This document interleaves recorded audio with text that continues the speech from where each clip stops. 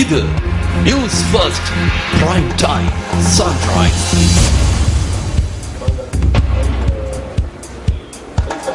வணக்கம். நீங்கள் இணைந்து கொள்வது நியூஸ் ஃபர்ஸ்டின் காலை நேர பிரதான செய்தியுடன். இன்று 16ஆம் தேதி மார்ச் மாதம் 2015ஆம் ஆண்டு மலர்ந்திருக்கும் இந்த புதிய நாள் உங்கள் அனைவருக்கும் சந்தோஷமான நாளாக அமைவதற்கு நியூஸ் ஃபர்ஸ்டின் வாழ்த்துக்கள். விரிவான செய்திகளுக்கு செல்லும் முன்னர் முதலில் தலைப்புச் செய்திகள்.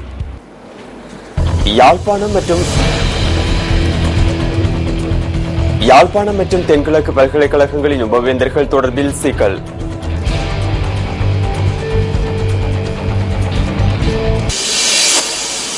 இரவு நேர பஸ் சேவைகளை அதிகரிப்பதற்கு நடவடிக்கை.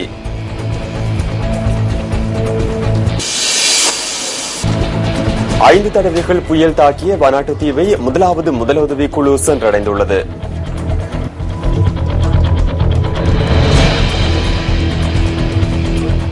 இனி விரிவான செய்திகள். முதலில் உள்நாட்டுச் செய்தி.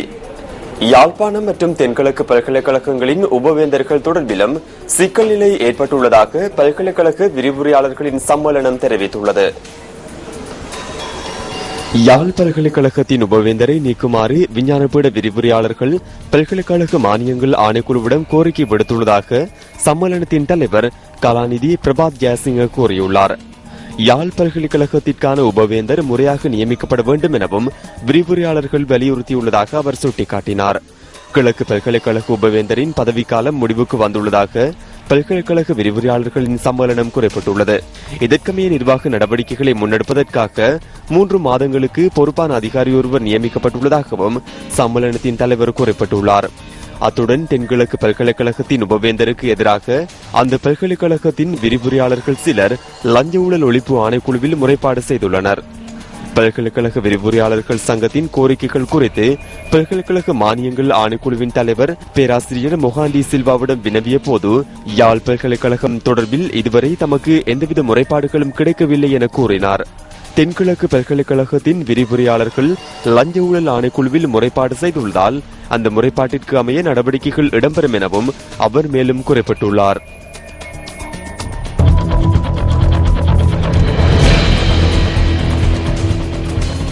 இரவு நேர பஸ் சேவைகளை அதிகரிப்பதற்கு நடவடிக்கை எடுத்துள்ளதாக உள்ளக போக்குவரத்து அமைச்சு தெரிவிக்கின்றது. பிரதான நகரங்களில் இருந்து கிராமங்களுக்கான இரவு நேர பஸ் சேவைகளை ஆரம்பிக்க திட்டமிட்டுள்ளதாக அமைச்சர் ரஞ்சித் மத்துமபண்டார கூறுகின்றார். ஏற்கனவே கொழும்பிலிருந்து அருகிலுள்ள நகரங்களுக்கான இரவு நேர பஸ் சேவை முன்னெடுக்கப்படுவதாக உள்ளக போக்குவரத்து அமைச்சு குறிப்பிடுகின்றது. தூர பிரதேசங்களுக்கான இரவு நேர பஸ் சேவைகள் முன்னெடுக்கப்படுகின்ற போதிலும் குறுகிய தூரங்களுக்கான பஸ் சேவைகள் இடம்பெறாமையால் மக்கள் அசௌகரியத்தை எதிர்நோக்கியதாக போக்குவரத்து அமைச்சர் சுட்டிக்காட்டுகின்றார். அடுத்த மாதம் 1ஆம் தேதி தொடக்கம் பிரதான நகரங்களான காலி, கண்டி, குருநாகல் உள்ளிட்ட பல நகரங்களில் இருந்து கிராமங்களுக்கு பயணிக்கக்கூடிய இரவு நேர பஸ் சேவைகளை ஆரம்பிக்க உள்ளதாக அவர் தெரிவிக்கின்றார். இந்த பஸ் சேவை இரவு 10 மணிக்கு பயணத்தை ஆரம்பிக்க உள்ளதாகவும் இதனூடாக இரவு நேரங்களில் போக்குவரத்தில் ஈடுபடும் பொதுமக்களின் அசௌகரியங்கள் குறையும் என எதிர்பார்ப்பதாகவும் போக்குவரத்து அமைச்சர் ரஞ்சித் மத்துமபண்டார மேலும் கூறுகின்றார்.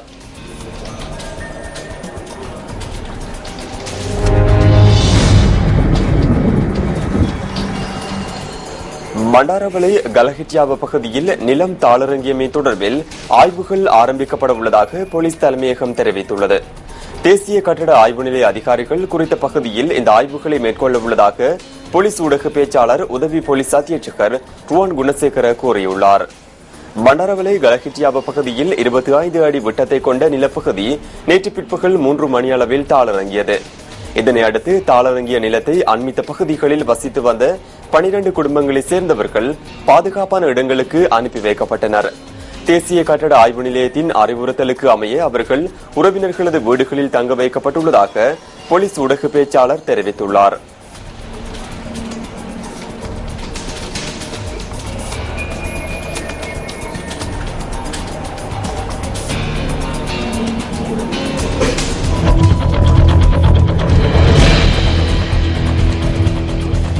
வடக்கு கிழக்கு மாகாணங்களில் இன்று மழை பெய்வதற்கான சாத்தியம் உள்ளதாக வளிமண்டலவியல் திணைக்களம் எதிர்ப்பு கூறியுள்ளது.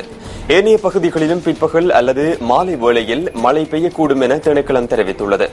இன்றைய வானிலை தொடர்பான தகவல்களை அறிந்து கொள்வதற்காக வளிமண்டலவியல் திணைக்களத்தின் வானிலை அதிகாரி முகமது சாலிஹினுடன் நாம் தற்போது தொடர்பினை ஏற்படுத்தியுள்ளோம். வணக்கம். வணக்கம் கிருஷாந்த். இன்றைய வானிலையை பொறுத்தவரையில் வடக்கு, கிழக்கு, வடமத்திய மற்றும் ஊவா போன்ற 4 மாகாணங்களின் பல இடங்களிலும், அம்பாந்தோட்டை மாவட்டத்திலும் குறிப்பாக காலை வேளைகளில் மழை பெய்யக்கூடும். பிற்பகல் அல்லது மாலை வேளைகளில் நாட்டின் ஏனைய பிரதேசங்களில் மழை அல்லது இடியுடன் கூடிய மழை விருத்தி அடையும். இடியுடன் கூடிய மழை பெய்கின்ற வேளைகளில் தற்காலிகமாக காற்றின் வேகம் அதிகரித்து காணப்படும். அத்துடன் மின்னல் தாக்கங்களும் ஏற்படக்கூடும். இவ்வாறு மின்னல் தாக்கங்களினால் பல்வேறு வகையான சேதங்கள், உயிர் சேதங்கள், பொருட்சேதங்கள் ஏற்படக்கூடிய வாய்ப்புகள் உண்டு. ஆகையினால் பொதுமக்கள் இவ்வாறான சந்தர்ப்பங்களை தவிர்த்துக் கொள்வது பொருத்தமானதாகும்.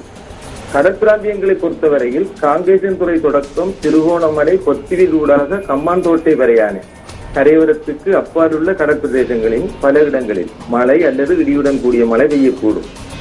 இது தவிர நாட்டை சூழ உள்ள ஏனைய கடற்பிரதேசங்களில் பிற்பகல் மற்றும் இரவு வேளைகளில் இடியுடன் கூடிய மழை விருத்தி அடையும். காற்று மணித்தியாலத்துக்கு 20 முதல் 40 கிலோமீட்டர் வேகத்தில் கிழக்கு திசையில் இருந்து வீசும். கடற்பிராந்தியங்களில் இடியுடன் கூடிய மழை பெய்கின்ற வேளைகளில் தற்காலிகமாக பலத்த காற்று வீசக்கூடும். இவ்வாறு பலத்த காற்று வீசுகின்ற வேளைகளில் கடற்பிரதேசங்கள் கொந்தளிப்பாகவும் காணப்படும். நன்றி அந்த வானிலை தொடர்பான தகவல்களை வழங்கியமைக்கு.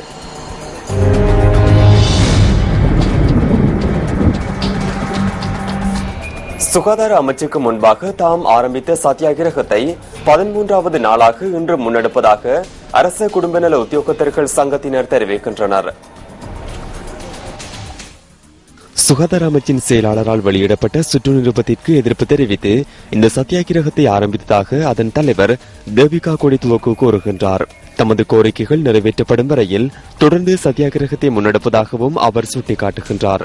சுற்று நிறுவத்தின் ஊடாக குடும்ப நல உத்தியோகத்தர்கள், தாதியர்கள் சேவைக்குள் உள்வாங்கப்பட்டு அதனூடாக நிர்வகிக்கப்பட உள்ளதாக குறிப்பிடப்பட்டுள்ளது.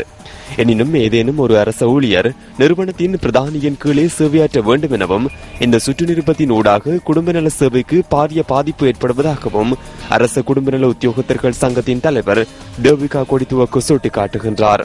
அதனால் இந்த சுற்று நிறுவத்தை உடனடியாக ரத்து செய்யுமாறும், நாட்டின் நிறுவனங்கள் சட்டத்துக்கு அமைய குடும்ப நல உத்தியோகத்தர்களுக்கான உரிமையை பெற்றுத் தருமாறும் சங்கத்தின் தலைவர் வேண்டுகோள் விடுத்துள்ளார்.